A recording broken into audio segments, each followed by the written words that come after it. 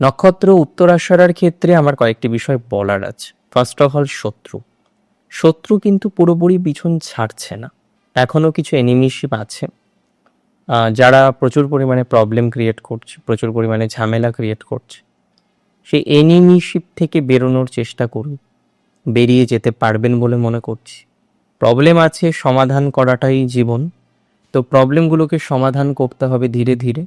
আমি মনে করি উত্তরাষাঢ়া নক্ষত্রের কিছু গুপ্ত শত্রুজনিত সমস্যা মিটে যেতে পারে।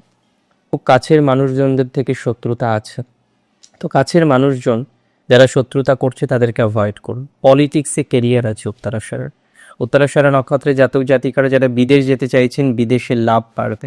যাদের চাকরি চলে গেছে, বেঞ্চে আছেন, তাদের বেটারমেন্ট হবে। তবে যারা প্রমোশনের জন্য চেষ্টা করছেন, একটু স্লো চলবে। যারা জব সুইচ করতে চান তাদের জন্য ভালো। তবে ঢায়া চলছে, জন্মদশা অন্তর্দশা না দেখে ডিসিশন নেওয়াটা উচিত হবে না।